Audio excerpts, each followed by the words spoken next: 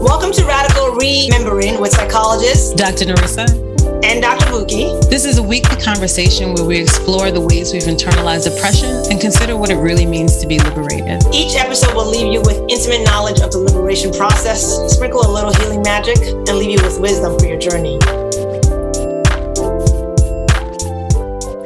What's up, y'all? Welcome back to Radical Remembering. Today we have a special guest speaker with us, Cynthia Santhiago Borbon, who is literally one of my favorite human beings in this whole wide world. And real quick, I want to tell you the story about how I met Cyn, and then I'm going to let Cynthia introduce herself. So I went to a workshop that was it was about racial trauma by Christiana Olson. And Dr. Kenneth Hardy was also in the room. A bunch of folks were in the room. And so you walk in the room, you're meeting folks. Of course, you're like, Cynthia is like, for folks who are listening to us, Cynthia is like breathtaking. So you're like, you just see her, you're just like, all right, who's this beautiful human being? And like, you just feel her spirit like right away. Anyway, we're in this conversation and I can't even remember what had been activated. But there was like one white woman, only one white woman in the entire space, and was all of us different folks of color. And I can't remember what this woman said, but I have never experienced live in person a group of folks who don't know me from Jack, like get my back so hard, right? And Cynthia, do you remember what? I think she ask her. She dismissed, I think she did something, she dismissed me in some way. Yes. Right? Yes. I can't remember exactly what she said, but it was. Yeah, I think I asked the question and she like dismissed my question and like was like moving on, did something like that. From like Cynthia can't, like I cannot tell you about that experience, but it was one of those moments where you're just like, I'm like this Black genderqueer person who like literally I walk into spaces and I'm like, myself, but like, I don't trust that people will have my back. Like I'm walking and I'm like, I got me. And that's all I'm always assuming. Right. And so it was just like such a nice, what's the word? There's a piece that feels like it was like a healing experience for me. Right. Restorative experience to like walk into a room where people didn't have to know me. They didn't have to know anything about me, but to be like, we see what you just did, this white woman, and that's not going to fly here. And called her in around it like beautifully. So that was the first piece where I was like, and Cynthia was like, the way Cynthia went in, I was like, you would have thought like I was one of Cynthia's like sisters for like 25 years, the way she had my back. So that's my story of how I remember meeting you, Cyn. I don't know what you would add, if anything, to that. Yeah, I mean, I think when I met you, I just saw this big bright light and I was just so intrigued by who you are. And, during that brief time together, like felt a really deep, quick connection to you. And, thankfully we kind of moved on it, right? Like sometimes you meet people and you really connect and then you don't do anything with it. And for whatever reasons, I always talk about it being divinely inspired, right? Ancestrally inspired, really. That we stayed connected and continued to grow and evolve our relationship. And I think, the important piece here is that in that moment where you were dismissed, what I always talk about in being in connection to each other and the salvation of our humanity really is about having us all be seen. And when you got dismissed that way, it was really important to me to stand with you and not allow it. And I think that's how we show that we're really about each other. And, I like to say we lovingly called her in, right? Because it wasn't that everybody attacked her. In fact, it was nothing like that. I think it was delivered with a lot of love, but it was important to help her see and recognize what she had just done to you. And it was an injury that many of us experience as people of color, as BIPOC, as women, as, not part of the sort of status quo of heteronormative kind of existence, that in fact, what we all have the right to be seen and heard and to be acknowledged and to not continue to cause injury to each other. And how do we not cause injury to each other except to help each other see when we are causing it? Yep. Well, thank you, Sin. Part of our topic today is this piece around ancestral work and the liberation process. And what when Narissa and I were first sort of just imagining the possibilities of being in this conversation around liberation, and I call it the gemification. We were talking about wanting to be able to show people different stories, and the piece that I've just always been impressed with, Sin, is just the way that you really connect with like your ancestral origins, and you bring that into work, and you have been doing that way before, like before I even had consciousness around that. So part of my hope today is, I think when we were talking about, when Marissa and I were just kind of like, it would be beautiful to be able to have you come and bring perspective around that, just to give people a map of what that looks like. And so I'm really, really glad you're here with us. Thank you. Thank you. Thank you both for having me. It's so good to be here. Narissa, you want to kick us off? Sure. So I would love to hear. I mean, I'm trying to think to fine tune a question for you, right? But well, I'll start broadly so you can pick up wherever you'd like. Narissa, also, I just remember Cynthia didn't actually get a chance to introduce herself yet. Oh, right. Yeah, I thought that's where you were going. Yeah, so I am a licensed psychotherapist. I'm a coach and a healer. I really own myself as a healer because I believe that our liberation in the world is tied to our healing. I don't know how any of us can be liberated until we are working on healing, right? And I've had that component in my work for a very, very long time. And so I work with my clients. I work really a very diverse population at this point, in terms of like race, gender, color, sexual orientation. And I think one of the beautiful reasons that's happened is because I have always, I think since I come to this planet, come around the consciousness of social justice and really have steeped my work in that. So long before everybody was doing diversity, equity, inclusion, which I'm really happy to see, but long before, we're talking 20, 25 years back, that I was very much about empowerment and about dismantling false narrative we've been given about who we are as people and why we're here and what we came to do. And so that meant that, I started out in working in like social work, typical kind of social work spaces, worked in agencies, worked in a homeless shelter, worked with a battered women and children's program. So I did a lot of that kind of work for many years and eventually ended up really feeling frustrated by the systems themselves, which were supposed to be improving lives, but were actually, in my opinion, just creating more of the same lack of liberation, really, right? Causing people to really, I think, were even more injury. You go to a therapist, right? You go to a therapist because a therapist is supposed to help you. And what I was seeing is that particularly white therapists were often creating more injury by imposing their value system, their construct onto what our lives should look like. And so I've always been deeply steeped in like dismantling systems and dismantling oppressive systems in particular. And so that my work's been that way all along. And then a few years ago, I decided to really liberate myself from the corporate enterprise of America, because even nonprofit is still part of the same engine. And I went off on my own and started my own business, which is called Dream Makers, but really focuses on, again, the healing work of liberating our minds, our bodies, and our spirits from this current construct and paradigm. Thanks so much. I love hearing that. I have two questions that come to mind. So the first one is, when you say healing, what is that? Like, let's make it concrete for the listeners. So for me, healing is when we are in a process of the past and limitations that we exist under no longer directing our actions, behaviors, and thoughts about ourselves, right? So we are free, consciously choosing how we want to operate and move in the world. So what does that mean? What does that look like? That can look like going to regular therapy.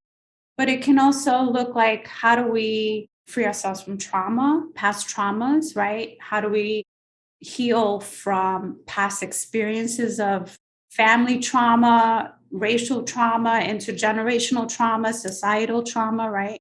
So from that perspective of really looking at what is keeping me from living my best, fullest life, and what is it that I believe about myself that's keeping me from doing that. And then where did I learn to believe these things about myself? Because one of the things, so I love the name of what you're calling your podcast, right? Radical Remember. And one of the things that I believe in my heart and in my spirit is that we don't come to this planet from the perspective of I am less than. And that part of the healing process is actually remembering that none of us are less than, no matter what we've been taught, because we've been all socialized and indoctrinated, especially BIPOC, to believe that we are less than in some way because of white supremacy ideology, right? Because of colonization. And I talk about this all the time. This happened across the globe, not just in America, like a lot of people like to talk about, oh, it's the United States. No, it's the entire planet. Go anywhere in the world, and you will see plenty of the signs and remnants of the legacy of colonization and white supremacy, right? So when we look at healing, we have to really heal from indoctrination and socialization into a belief system that has taught us to think that we're not enough, we're not smart enough, we can't write well enough, we don't look good enough, we don't fit this model, the way we think about things is wrong. And so it's really about removing those self to us. And that's the way I think about healing. So it sounds like a liberated person is someone who is able to judge themselves separate and apart from the ways in which we're socialized to think about ourselves, is not, like stymied, like we're not having trauma responses based on other, like we're very present and very mindful in our daily living and not held back by, our personal traumas as well as societal traumas. Yeah, and we're not letting our lives be determined by that anymore, right? So it's not that it doesn't exist. I'm not one of those people that's like, oh, just it's not there anymore. No, that's ridiculous. The system's all around us. We see evidence of it every day. I mean, look at what just happened with Roe versus Wade, right? Like we're living in it every day. But what it really looks like is that doesn't determine how I feel about myself. It doesn't determine what I think I'm capable of. And it doesn't determine limitations around what I think I can create in this world and do. And so that's really for me and I don't think we're ever fully healed. I'm not one of those people like, you're healed, right? No, I really believe we're always in the process of healing. And sometimes things will show up that we think we healed and suddenly they come roaring back at us, right? Like, let's talk about racial trauma, right? I have tons of it. And there are times when I can see it like showing up again. Now, in this point in my life, I don't for 1 minute believe that there's anything I'm incapable of doing, right? I'm like, I like that. I want that. Okay. I want to do this right? But doesn't mean that I don't walk into spaces where there are all white people. And I'm like, oh God, right? Because you kind of arm myself, right? For what might come at me, right? That's still a sign that I am healing from racial trauma. Right? Because I had such negative experiences, such deeply harmful experiences in white spaces, that when I walk into white spaces, the difference between my more healed self is that I know I have every right to be there. And I am not going to diminish myself in any way to be in this space. You're in this space, I have every right to be in this space too. That's my more healed self, right? Doesn't mean the parts of me that are still kind of raw based on those experiences doesn't go, okay, let me kind of arm up here in case something comes at me, right?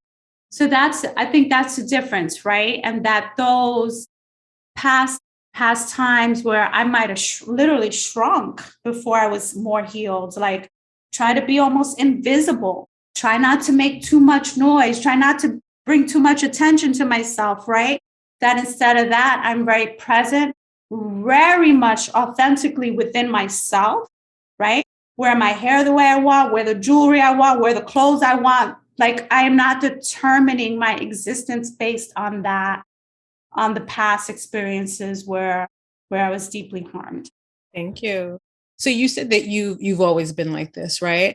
And you'd also named pivotal, well, you named one pivotal point. Like you said, a few years ago, you liberated yourself from the corporate machine, right? Are there other pivotal times in your liberation journey that you feel comfortable sharing?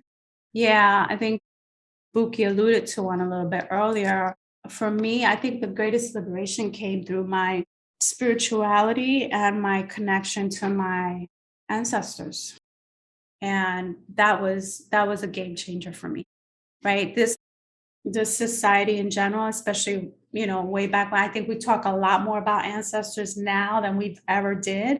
But at least in this country, that's not something that we were really brought up doing. And so that's such a key piece, I think, to our healing, especially as BIPOC, because the story we're given about our ancestors is that they contributed nothing to the world, right?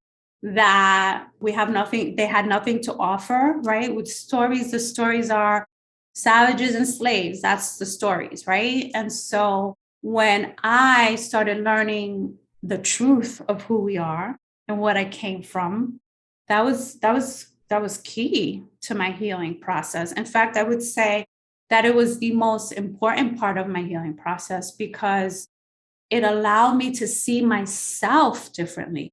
If I actually came from this and not what I was told I came from, then what does that make? That makes me something very different, right? That makes me my identity a very different story and conversation within myself. And for me, the key places that I made that connection with was my indigenous ancestors, meaning my Native American ancestors, and my African from many countries, not just one, but from my West African ancestors, and learning those components of how they viewed the world, their worldview, and how they connected to the planet, and how they treated each other, and what they actually were before the colonizers came was critical in that healing process. And can you tell the story, like can you tell the story of how you actually then discovered, like you even came into contact with like discovering those stories? Well, it was really through my spiritual practice and that's a long, long story. We will have to do another podcast about how that happened, because that's an incredible story. But I was on a deep spiritual quest. I was deeply unhappy. I was like in my mid-20s, and I was deeply unhappy. I was suffering from depression. I was actually in social work school and getting my master's. And part of what was driving me to get my master's was, again, I was mostly in white spaces doing social work. And I had all these white women telling me that the way I work was not appropriate to sort of their model, except that my clients, at little 25-year-old, all my clients were getting major healing results because I was just operating from pure, like, knowing the community versus coming with this outside view and imposing it. And I was also deeply connected to the community. So, it was like just having a conversation like we're having now, and really just empowering women to really look at, like, how do I get myself out of this abusive situation? And so I decided to go back to social work school because I was tired of them telling me I didn't have a master's. And so I went back to school, and it was during that process that I was really kind of struggling around not my identity about who I was, but like what I was seeing in the world. And particularly at that time, social work school, you got like one class in cultural competency that was like total BS. And that was more than me when I was going to school. All of us, right? They're doing better now, but man, was it bad back then, right? And so I was always fighting basically with all my professors, fighting with my classmates, just, and fighting in the sense of like standing up for what is our truth. It was what we were being taught was not true, right? And so anyway, I started really I went on this kind of internal spiritual journey, and I believe in God. And so I started praying to God, and I was like, God, I need a spiritual teacher. I need to know, I need to understand myself better. I need to understand what's happening in this world, all of that. And eventually what was the culmination of that was that I met a priest of Shango, which is in the Yoruba Lukumi tradition, which comes out of Nigeria and at West Africa. And I started studying with him. And part of, again, like many ancient traditions, is that there's an ancestral reverence component. We are not worshiping ancestors. We are remembering our ancestors and their legacy and who we come from. And that sent me on a journey of like starting things I had never done, talking to my mother about her ancestors. At the time, bless for me, all four of my grandparents were alive. So I was able to talk to them and get all of their parents. So I was able to go back like about 3 generations as a result. And I started learning more about who my people were and where they came from. And then eventually I personally chose, I know some people are not comfortable with this, but I actually wanted confirmation of what I think I already knew. But I actually did a DNA test, and exactly what I thought. They came back from all the lines. I've got like about 4 lines that come straight out of West Africa, a very large percentage that is indigenous. And those are the things that I connected with, and that's how I started healing. And I'm a person that practices ancestral reverence. So I have an ancestral altar. I pray to my ancestors every morning, meaning I have conversation with them and I have a belief system that says they are still here, available to me, present energetically, right? That I can connect with them and that I can be guided by them in some way.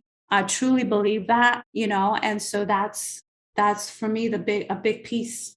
Sin, you keep using this word ancestral reverence. What does that mean? That means that I honor my ancestors and I remember them.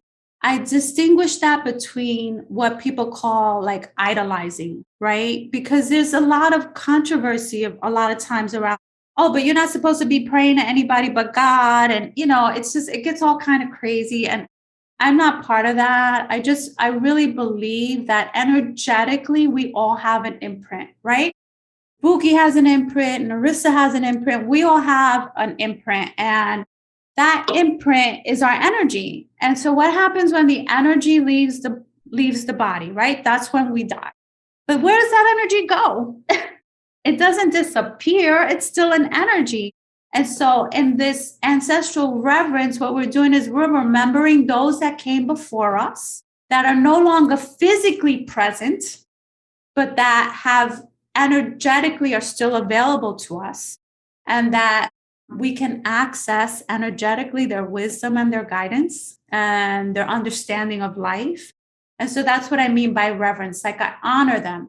I remember their names. I call their names. I have been in situations, for instance, here's where it shows up very concretely for me. I am, believe it or not, Bukky knows this story, but Marissa, I'll share with you. I'm not a natural speaker. I'm not. I know that no one believes that, but it's true. Here's a perfect example. I have deep trauma from being, deep racial trauma for speaking. I had horrible experiences in college with white professors. The New York City kid from the Lower East Side, I have this little New York accent, and I used to get chopped apart, and it was horrible. And so there was this point where I just felt completely incompetent to be able to speak in front of anybody. And that's something I had to heal. Well, one of the ways I healed, right, besides the side of typical things we do, like, oh, but, encourage each other that, of course you can speak well. That's, but I tapped into my ancestors. And I did a prayer one day and I said, listen, I know for a fact there's this inner knowing inside of me that some of you were orators before me, that you were healers and that you were teachers and that you were great speakers. So help me to find the strength to be able to speak in front of people, because that's something I really felt called to do. It's not something that I even wanted to do. It's something that I feel called to do all the time. And just by doing that prayer, I can't tell you how many times that has helped me. That whenever I have to go in front of a large group of people to talk, that can feel very scary and overwhelming to me, even to this day, that I call on my ancestral fellowship and say, hey, you got me, right? You got me, because I know you got me, because you all used to do this. This is what you all used to do. I know it is. I think. And I will feel an energy come up around me, literally an energy come up around me. And I will feel like I'm on the stage with an entire crowd of people with me who've got my back. It literally will feel like I got hands holding me, like we got you. That is the connection with ancestors that I have at this point. That I don't feel like I do anything alone, that I don't walk alone in this world. And I can't tell you how tremendously healing that is, right? Because oftentimes what we need in our healing process is to know we're not alone. And so imagine knowing that you have a whole team of people with you instantaneously anytime you need it, and believing that and knowing that, right? And that's one of the things that got taken away from us in colonization, because our ancestors understood that relationship is eternal, that we have the ability to engage with each other even when we pass on from our physical bodies. And yet, that is one of the ways we have been most disempowered, to think we walk in this world alone when we don't. I love it. I love it. I love also the way that you are challenging us, because we've been so colonized to think, well, we idol worship, ancestral worship, and all these terms to make us turn away from it after having been taught through a Christian lens. And it's really so much more than that. Ancestral reverence, veneration, ancestral consciousness, right? This awareness. I was reading an article a couple of months ago that really spoke about having this extended relationship. We have the same impact as we do with our attachment figures. And so we should consider that an attachment relationship, because there are so many psychological and social benefits from that. So I love everything that you had to say. And I resonated with this, because I've moved through my life feeling everything has been what was past tense was struggle, right? I didn't have, especially being a child of an immigrant, immigrants and different things like that. I didn't have a lot of resources to move through this world, but also they didn't necessarily have the capacity to be able to support me in the ways in which I needed to be supported. And it's with my own ancestral consciousness as well that I'm like, wow, I'm not alone. Like, and it's every day. It's like deep gratitude for this army that's with me. So thank you so much for sharing your story. Yeah. And here's the other piece, right? That when we know we're not moving alone, we also in many ways can feel not just more empowered and supported, but more dedicated and committed to something, right? There's something that I do all the time. When I get into my little pity parties and things that happen for me, and not that they're not justified, because we all have to grieve, and particularly with everything that's going on in the world, there are moments when we need our quiet, or we need to go within, or we just need to be, with ourselves, or we don't want to do much or whatever. But then there are these other times where maybe I'm in that space where I'm looking like I'm kind of being a little self-centered about something. And it's not in a good way. It's not like me taking care of myself. I'm just getting stuck up in my head for some reason, right? And I will think about my ancestors and the sacrifices that they made, that I might be here today. And I'm like, oh, get over it and keep it moving. Let me, and I don't mean that in a like, just get over it mode. No, I mean it like when it's not that serious, but maybe I've made it more serious in my head. And I remember in those moments, I often feel like it feels like a little tap on the shoulder, almost like, hey, you got it good, right? Like what it helps me to do is remember the joy as well, because the way our ancestors move through things, can you imagine? Like there are times I'm like, I can't even imagine like how they managed to find joy and love and family and commitment to each other under the circumstances that many of them survived through. Mm-hmm. If they could find that, then I bear sure as heck keep finding mine, right? And not in this negative, toxic positivity way, but in that real deep, you said it, Narissa, like that deep gratitude, like that wells up in your body and you can feel it. And you're like, thank you. Thank you for everything you did that I might be here liberated and free to pursue my dreams, to do my work, and to honor you all, right? To honor you all, right? You see everyone walking around with those t-shirts on my Ancestral's greatest dream, my ancestors' greatest dream. Yeah, that's it. Because they lived on so that we could be here and make more conscious choices about the lives we want to lead and then go after it. And that's why I'm also big about us going after our dreams, right? Because in fact, their sacrifices were made it possible for us to be here. And I never lose sight of that. So, it's just so fulfilling to be able to look at life that way. And I just wish it for everybody. And I don't think it has to be a conflict with Christianity at all. I think it can actually enhance somebody's belief system if they are open to, looking into that aspect of their lives. I agree. And one last thought as we close up too, just to build on what you were saying about Christianity. Recently, I was looking at a couple months ago, actually, I opened, because I felt led to, I don't identify as a Christian, although I have a history in Christianity, but I felt led to buy a Bible again. And because I felt like my ancestors were having me buy a Bible. And when I opened it in the New Testament, the first, it was like 15, 20 verses. They went back 15 generations calling the names of their ancestors. Exactly. We've been taught to think that it's against, Christianity. And when in reality, if we're probably practicing it the same way it was practiced in the time it was written, before colonization came in as a force to separate us and to disconnect us, which, is trauma, nothing but trauma. Yeah. Exactly. So I don't know, Bukky, did you have any closing words? Or I have a lot. I feel like we have to have a second episode with a follow-up episode with Cynthia. I know, I feel like we barely touched the surface, right? Mad questions, because I'm coming into this conversation of the two of you. You all both have been in this journey around like connecting with ancestors for like a minute, and I'm just like newer to it.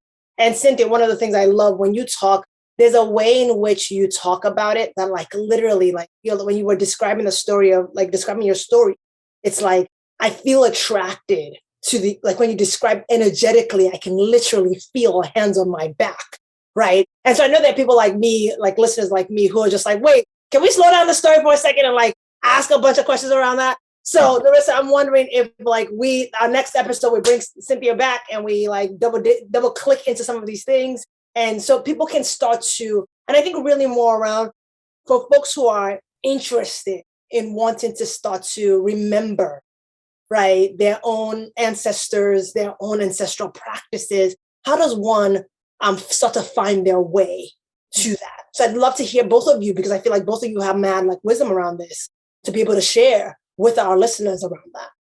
Definitely. Yeah, I would love to. And I know the goal is, right, like your goal of your podcast in many ways is around liberation and de-gemification, which I love.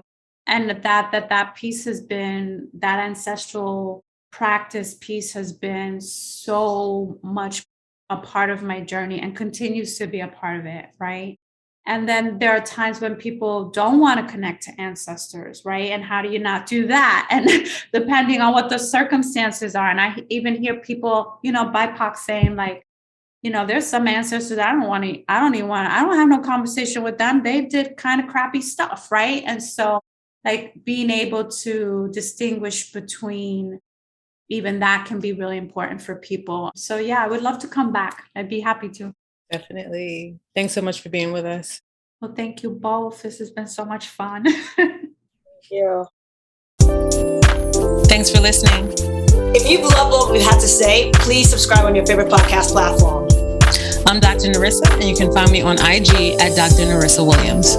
And I'm Dr. Bukky. You can find me on IG at the official Dr. Bukky. You can also stay abreast of our latest offerings at our website, radicalremembering.com.